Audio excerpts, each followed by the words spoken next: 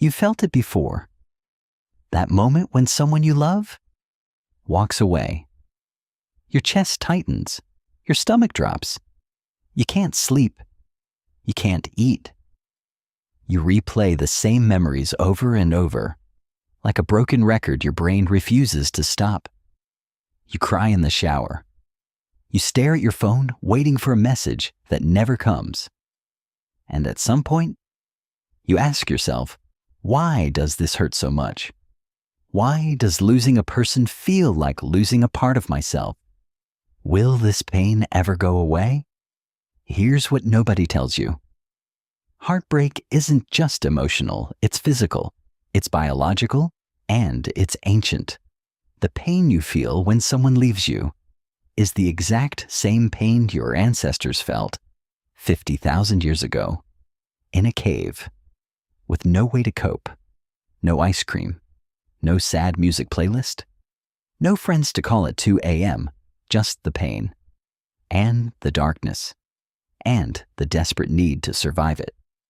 Today, we're going deep into one of the most universal human experiences, heartbreak, where it comes from, why it physically hurts, how ancient humans survived it, and what their experience can teach us about our own broken hearts today. This is going to get emotional. It's going to get scientific, and by the end, you might never see heartbreak the same way again. Before we go back in time, we need to understand what's actually happening inside your brain when your heart breaks. Because most people think heartbreak is just sadness. It's not. It's a full biological crisis. Here's what happens. When you fall in love with someone, your brain gets flooded with chemicals. Dopamine, the reward chemical. Every time you see them, talk to them, touch them, your brain releases dopamine, the same chemical released by drugs, the same chemical released by gambling, the same chemical released by sugar. In other words, you literally become addicted to another person, their voice, their smell, their presence. Your brain starts to treat them like a drug, and then they leave. And your brain goes into withdrawal. This is not a metaphor. Scientists at Rutgers University scanned the brains of people who had just experienced breakups, and what they found was shocking. The same brain regions that activate during drug withdrawal activate during heartbreak. The same regions, the same pain signals, the same desperate craving for just one more hit. But it gets worse. Heartbreak also activates your physical pain receptors. Researchers at the University of Michigan discovered that social rejection activates the same brain regions as physical pain. Being punched, breaking a bone, burning your hand. Your brain processes heartbreak the exact same way it processes these physical injuries. This is why people say, "My chest hurts. I feel sick. My whole body aches." They're not being dramatic. Their brain is literally sending pain signals through their body. And on top of all this, your stress hormone cortisol spikes dramatically. Your heart rate becomes irregular. Your immune system weakens. Your sleep patterns collapse. Scientists even have a name for extreme heartbreak, causing actual heart problems: Takotsubo syndrome, also known as broken heart syndrome, a condition where intense emotional pain causes the heart to temporarily change shape and mimic the symptoms of a heart attack. You can literally die of a broken heart. Not often, but it happens. So the next time someone tells you to just get over it, you can tell them, "My brain is in withdrawal. My body thinks I'm being physically attacked, and my heart is literally changing shape. Give me a minute." Now here's the question that really matters. Why did evolution build us this way? Why would nature design a system where losing love causes this much pain? It seems cruel, but there's a reason, a very ancient reason. To understand it, we need to go back, way back. Imagine you're an early human. No cities, no governments, no grocery stores, just the wild. And your tribe. Your tribe was everything. Your survival depended completely on being part of a group. Without your tribe, you couldn't hunt large animals. You couldn't protect yourself from predators. You couldn't survive winter. You couldn't raise children. Alone, you were dead within days. Now, in this world, love wasn't just an emotion. Love was a survival strategy. When two people bonded, they hunted together, protected each other, raised children together, built shelter together. A bonded pair was stronger than two individuals, and the bond was enforced by chemicals: oxytocin, dopamine, vasopressin. These chemicals created deep attachment. They made you need the other person, crave their presence, feel safe with them, feel lost without them. And this made perfect evolutionary sense, because if you and your partner stayed together, your children survived, your genes survived, the species survived. But here's where heartbreak comes in. When that bond was broken, when your partner died, or left for another, or was taken by another tribe, your brain interpreted this as a life-threatening emergency. Because in the ancient world, it was. Losing your bonded partner meant less protection from predators, harder to hunt and gather food, children less likely to survive, social status within the tribe potentially lost. Survival chances dropped dramatically. So, your brain did what it was designed to do. It sounded every alarm. It flooded your body with stress hormones. It caused physical pain. It made you obsess over the loss. It made you desperate to fix it. Because in the ancient world, that desperation might have saved your life. The pain of heartbreak was designed to motivate you, to go get them back, to fight for the bond, to not give up, because giving up meant death. The problem is, today, losing a partner doesn't mean death, but your ancient brain doesn't know that. It's running the same ancient software, sending the same ancient alarm signals, creating the same ancient pain. For a modern world, it was never designed for. Now here's the most fascinating part. Ancient humans experienced heartbreak, real devastating heartbreak. But they had no therapists, no antidepressants, no Netflix to binge, no friends to text, no journal to write in. So, what did they actually do? 1. They stayed with the tribe. The single most important thing an ancient human did after heartbreak was stay close to the group. Remember, isolation meant death. So instinctively, grieving ancient humans would stay near others. They would sit by the communal fire, participate in hunts even when they didn't want to, help prepare food, watch the children, not because it made them feel better emotionally, but because their survival brain forced them to stay connected. And without realizing it, this was the best possible medicine, because community, as modern science confirms, is the fastest healer of heartbreak. 2. They used physical movement. Ancient humans didn't sit still and spiral. They couldn't afford to. Every day required physical activity, walking miles to find water, running after prey, building and repairing shelters, carrying heavy loads. This constant physical movement released endorphins, reduced cortisol, cleared the brain fog of grief. Modern science calls this exercise. Ancient humans called it Tuesday. 3. They grieved loudly and communally. Here's something we've lost. Ancient humans didn't grieve alone in silence. Evidence from anthropological research shows that early human communities grieved together. Loud vocal mourning, group ceremonies around the dead or departed, communal rituals to mark the loss. This collective grieving had a powerful effect on the brain. Crying with others releases oxytocin, the bonding hormone, the very hormone depleted by the loss of a partner. So crying together in community literally replenished what heartbreak took away. 4. They redirected their energy into survival tasks.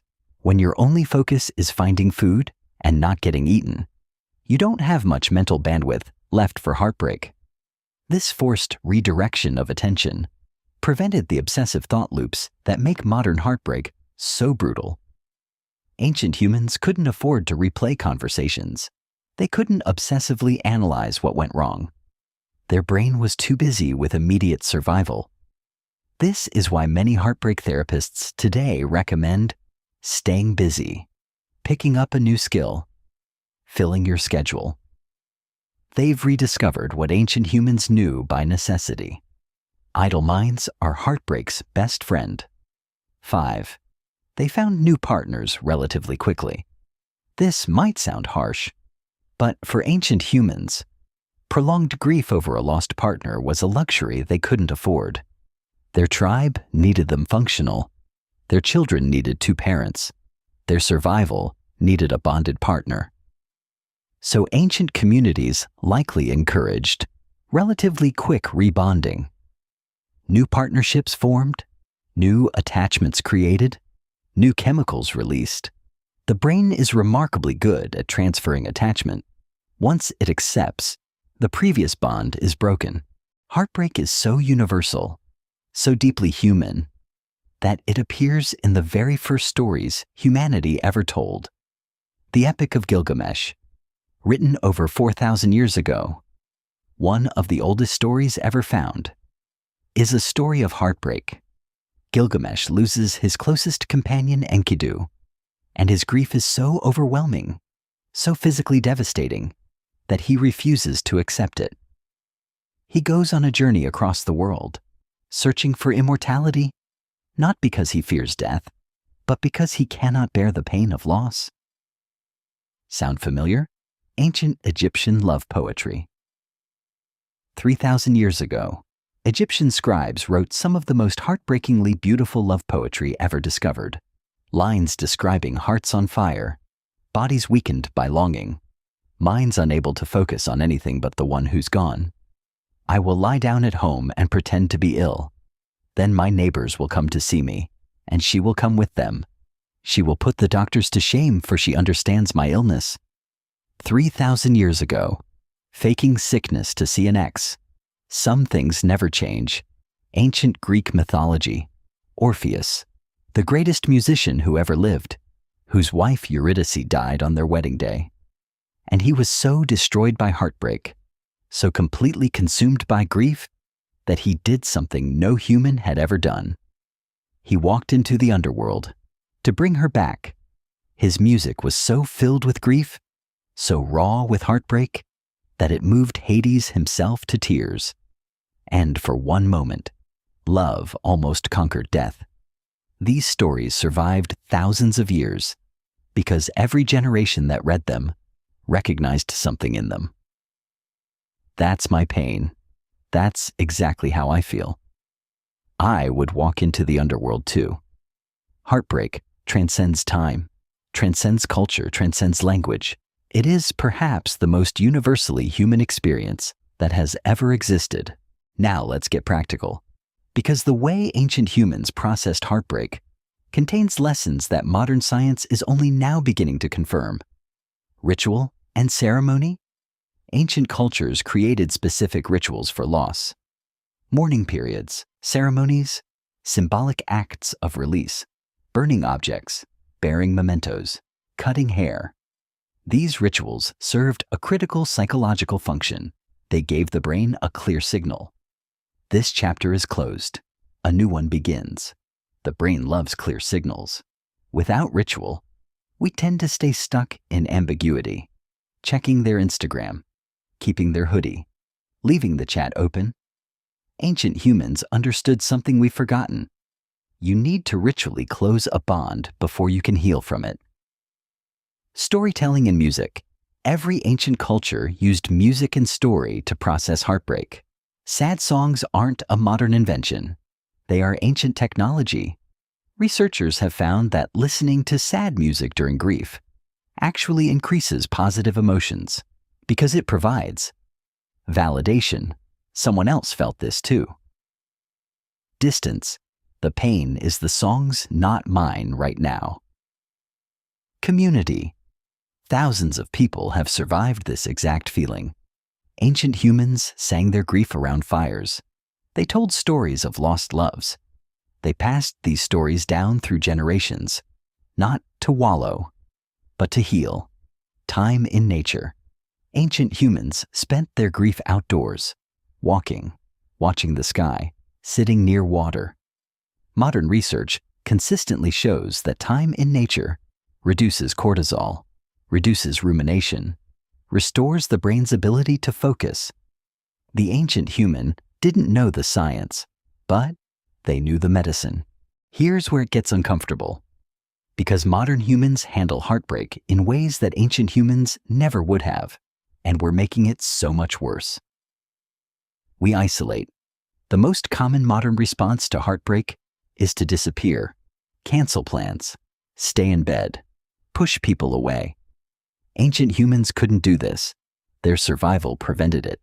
And it turns out, isolation is the single worst thing you can do for heartbreak. It amplifies the pain. It deepens the depression. It allows the obsessive thought loops to take over completely.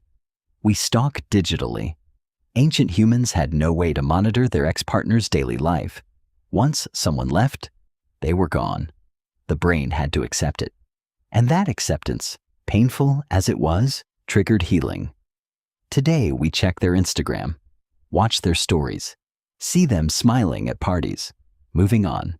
And every time we do, our brain re-experiences the rejection. Fresh, over and over. We are torturing ourselves with information our ancient brain was never designed to process. We avoid the pain. Alcohol, new relationships immediately, constant distraction, anything to not feel it. Ancient humans had no choice but to feel their grief fully.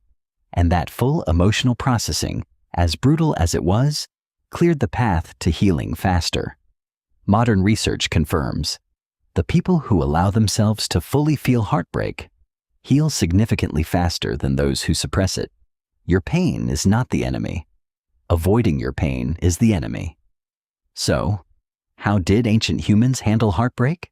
They stayed with their people. They kept moving. They grieved loudly and together. They created rituals of closure. They told stories and sang songs. They let themselves feel it fully. And eventually, they healed. Not because they were stronger than us, not because they felt less, but because their world forced them to do exactly what our hearts need to do. Connect, move, feel, release. The next time heartbreak finds you, and it will find you, because it finds everyone. Remember, you carry 50,000 years of survival in your DNA. Every ancestor who felt what you're feeling now survived it. They had to. Or you wouldn't be here. Your heartbreaking means it was open enough to love, and a heart that can love that deeply will always find its way back. It's ancient, it's human, and it's one of the most beautiful things about us. If this video helped you, subscribe to Human Explained for more deep dives into the psychology, biology, and ancient history of what makes us human. See you in the next one. So, we started in a cave with a broken heart. No medicine, no therapist, no playlist, just the darkness and the desperate need to survive. And we traveled through 50,000 years of human heartbreak. We discovered that the pain in your chest isn't weakness. It's withdrawal from the most powerful drug your brain has ever known. We learned that your ancient brain still runs software designed for a world that no longer exists, sending life-threatening emergency signals for a breakup. We found that ancient humans survived heartbreak, not because they were stronger, but because their world forced them to do exactly what broken hearts need most. Stay connected, keep moving, grieve openly, redirect your energy, allow new beginnings. We walked with Gilgamesh into a grief so large it became legend. We read Egyptian love poetry, written 3,000 years ago, by someone who felt exactly what you feel right now. We watched Orpheus walk into death itself because love demanded it. And we realized heartbreak has always been this big, this ancient, this human. Now here is what I want you to take with you. The next time heartbreak finds you, and it will find you, because it finds everyone who is brave enough to love. Remember these 3 things. First, your pain is not a malfunction. It is ancient design. 50,000 years of evolution built this pain to protect you, to motivate you, to keep you connected to the people who keep you alive. The pain means the love was real. Second, you have ancient tools inside you: ritual, music, movement, community, nature. These aren't suggestions. They are the tested survival technology of every human who came before you and survived. Use them. Third, you are not the first. You will not be the last. Every single human who walked this earth before you faced this exact feeling, and every single one of them carried it forward. They had to, or you wouldn't be here. Your heart breaking means it was open enough to love something real, and a heart that can love that deeply will always find its way back, not because the pain disappears, but because you were built by 50,000 years of survivors who refused to let it be the end. That is the most ancient thing about us, and maybe the most beautiful. If this video helped you understand yourself a little better, subscribe to Human Explained. Every week we go deep into the psychology, biology, and ancient history of what makes us human. See you in the next one.